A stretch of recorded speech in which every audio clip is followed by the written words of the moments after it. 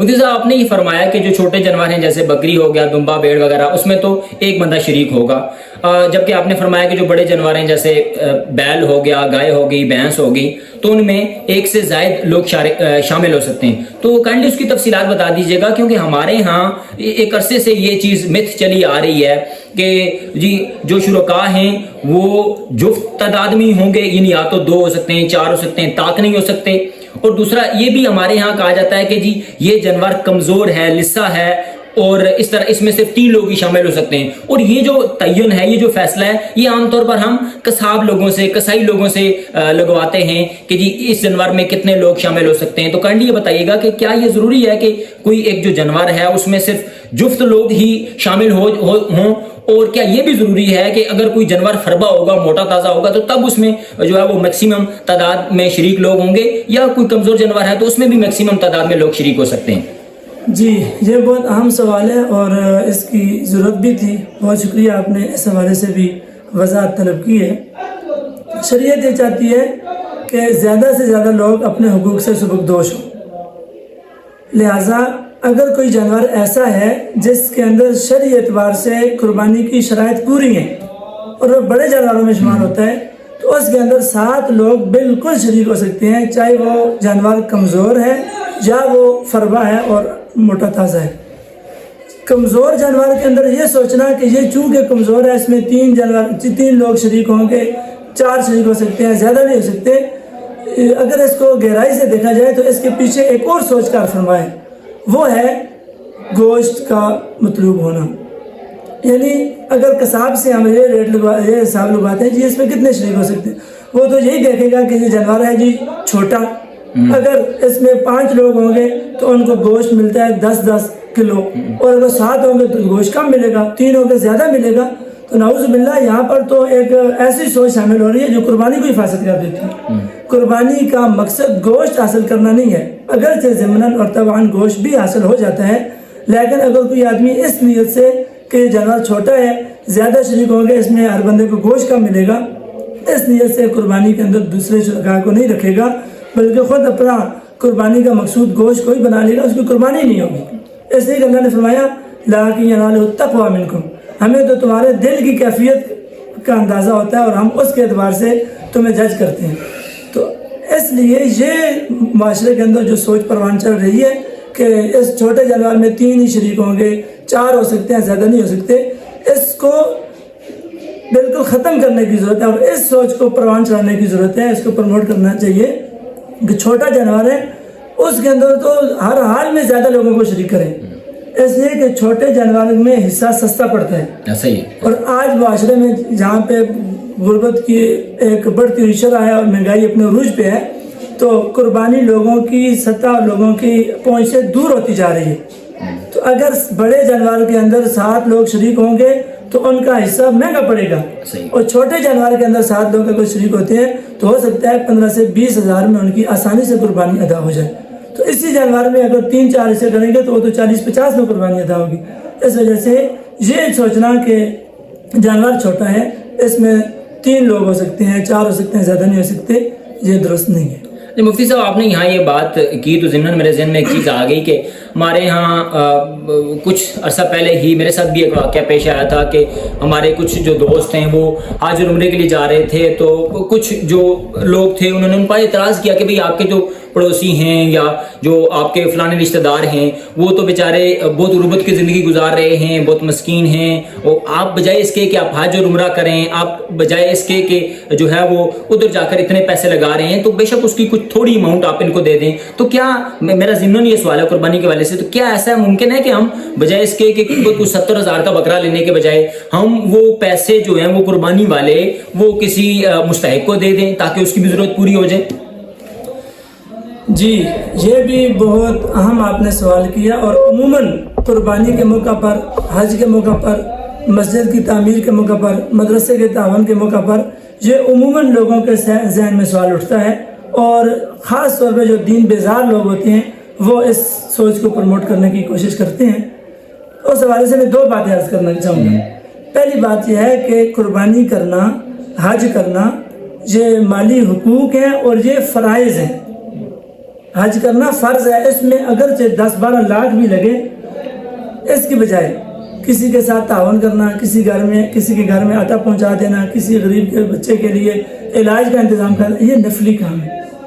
تو فرض کو نفل کی وجہ سے نہیں چھوڑ سکتے۔ دوسری بات یہ ہے کہ شریعت نے ہمیں یہ تو کہا کہ آپ نے حج ادا کرنا ہے، ساتھ یہ بھی کہا کہ فرضی حقوق کے ساتھ ساتھ اپنے ان لوگوں کو بھی اپنے مالوں کے حصے میں شامل رکھنا ہے۔ تو جو لوگ حج ادا کرتے ہیں، قربانی کرتے ہیں، وہ زکوٰۃ کی صورت میں بھی ان لوگوں کے ساتھ آلریڈی تعاون کر رہے ہیں۔ اور دوسرا یہ ہے کہ قربانی کی صورت میں بھی غرباء کے ساتھ تعاون ہو رہا ہوتا ہے، قربانی کا گوشت غرباء کے گھر میں ہی جاتا ہے، ان کے چولہے کا، ان کی روزی روٹی کا انتظام ہوتا ہے۔ دوسری بات میں عرض کرنا چاہوں گا کہ جس طرح ہمیں یہ فکر فوراً لائق ہوتی ہے، جی آپ نے 60-70 ہزار کا ایک بکرا ذبح کر دیا، یہ کسی غریب کے گھر میں دے دیتے، تو ہمیں یہی فکر ایک آئی فون لیتے ہوئے بھی ہونی چاہیے کہ میرے غریب خاندان میں غریب لوگ اس وقت فقر و افلاس کے اندر مبتلا ہیں، اور میں 1.5 لاکھ کا آئی فون لے رہا ہوں، میں بڑے بڑے لیپ ٹاپ لے رہا ہوں، اور میں بڑی بڑی پکنکیں منا رہا ہوں، اور میں بڑی بڑی پارٹیاں ہوٹلوں کے اوپر جا کے کھا رہا ہوں، کر رہا ہوں، تو اس وقت بھی مجھے اس وقت بھی فکر ہونا چاہیے جب میں BMW اور GLI اور XLI اور لینڈ کروزر اور بڑی بڑی گاڑیاں لے رہا ہوتا ہوں، اس وقت مجھے فکر ہونا چاہیے کہ میرے لیے یہ گاڑی لینا درست ہے یا نہیں۔ پڑوس میں میرا غریب مسافر بھائی وہ پیدل چلنے پہ مجبور ہے، اس کے جوتے بھی نہیں ہیں، تو اس وقت مجھے اور آپ کو یہ فکر نہیں ہوتی۔ اگر قربانی کے موقع پر، حج کے موقع پر ہوتی ہے، اس کا مطلب ہے اس کے پیچھے اس غریب کے ساتھ تعاون نہیں ہے، بلکہ اسلام دشمنی ہے، دین بیزاری ہے۔ جزاک اللہ مفتی صاحب، بڑی تفصیل سے آپ نے سمجھایا۔ اچھا مفتی صاحب، یہ بھی ہے کہ جیسے ابھی ہم نے بات کی کہ جو ذی الحجہ کا مہینہ ہے اس میں حج بھی پرفارم کیا جاتا ہے اور اس میں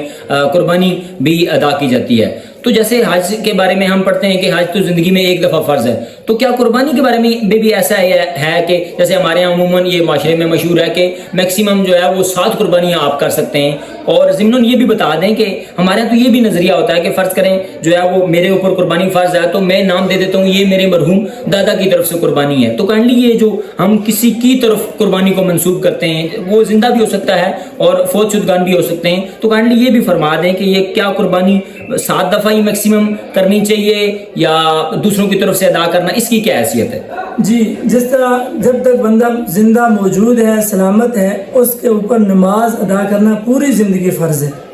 جب تک بندے کے پاس مالی استطاعت موجود ہے، صاحب نصاب ہے، صاحب حیثیت ہے، جب تک زندہ ہے، ہر سال قربانی کرنا ہر سال اس کے لیے زکوٰۃ دینا فرض ہے، قربانی بھی فرض ہے۔ معاشرے کے اندر یہ جو ایک سوچ ہے، جی 7 قربانیاں میری ہو چکی ہیں، اب میں امی کی طرف سے قربانی کروں گا، ابو کی طرف سے قربانی کروں گا، یہ درست نہیں ہے۔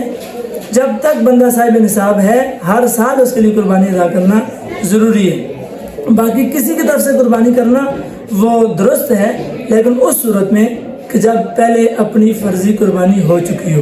اگر کوئی آدمی کسی کی طرف سے قربانی کرنا چاہتا ہے تو اس کے لیے ضروری ہے پہلے اپنی قربانی کرے، ساتھ ایک اضافی حصہ اپنے ابو کی طرف سے، امی کی طرف سے یا کسی کی طرف سے بھی رکھ سکتے ہیں، لیکن اپنی قربانی ادا نہیں کی،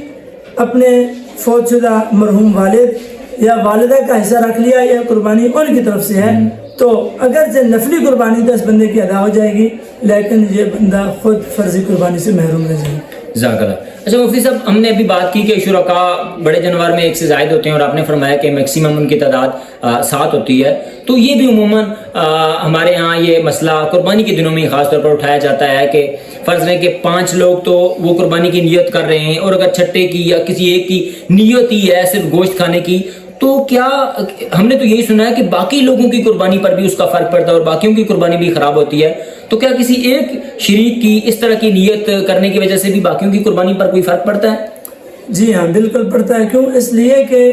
باقی 5 شرکاء نے جس طرح بڑے اہتمام سے جانور خریدا، بڑے اہتمام سے مال و دولت جمع کیا، اور بڑے اہتمام سے باقی 5 شرکاء 4 شرکاء کو اپنے ساتھ ملایا، تو اس شریک کو بھی ملانے میں انہوں نے احتیاط کرنی چاہیے۔ اللہ، اب انہوں نے بے احتیاطی کی ہے، اس بے احتیاطی کی وجہ سے خود اپنی قربانی سے بھی حد ہو بیٹھے۔ جزاک اللہ۔ مفتی صاحب یہ بھی فرما دیں کہ ہمارے یہاں جو ہے وہ جانوروں کا ریٹ خاص طور پر قربانی کے دنوں میں بہت ہائی ہو جاتا ہے، یعنی اگر عموماً ویسے اگر 40,000 روپیہ من ہے تو قربانی کے دنوں میں 50,000 55,000 روپیہ فی من تک چلا جاتا ہے، اور یہ بڑھتا ہی جاتا ہے ہر آنے والے سال میں۔ تو کائنڈلی اور اس کے پیچھے جو بنیادی وجہ ہوتی ہے, فلسفہ بیان کیا جاتا ہے کہ جانور خوبصورت ہونا چاہیے. جی آپ قربانی کر رہے ہیں تو جانور خوبصورت ہونا چاہیے. تو کائنڈلی اس حوالے سے بتائیے گا کہ یہ خوبصورت جانور کا کیا شرعی حیثیت ہے ہمارے ہاں قربانی کے لیے؟ جی, ایک تو اس میں یہ عرض کرنا چاہوں گا کہ قربانی ہے ایک اصل قربانی, اس کے لیے تو شرائط کا موجود ہونا ضروری ہے. جانور ہے بڑا 2 سال کا ہے, اس کے اندر کسی طرح کا کوئی عیب اور خامی موجود نہیں ہے, قربانی درست ہوگی. یہ ہے اصل قربانی اور اصل وجوب. باقی قربانی کا جانور خوبصورت ہونا,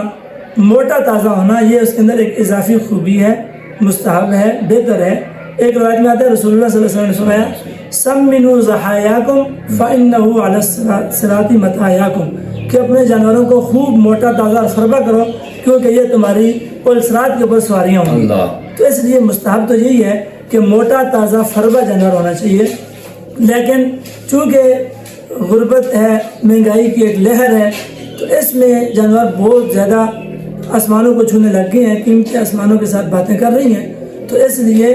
اگر ہمارے ساتھ ایسے شرکاء ہیں جو مالی اعتبار سے بہت مضبوط ہیں تو ہمیں تو اس کی فکر ہونی چاہیے کہ بہت اچھا سا جانور لیں گے, بہت مہنگا والا لیں گے. لیکن اگر ہمارے باقی شرکاء ایسے ہیں کہ ان کی مالی استطاعت اتنی زیادہ نہیں ہے تو پھر ہمیں ایک متوسط جانور لے لینا چاہیے تاکہ دوسرے کے اوپر اضافی بوجھ نہ پڑے.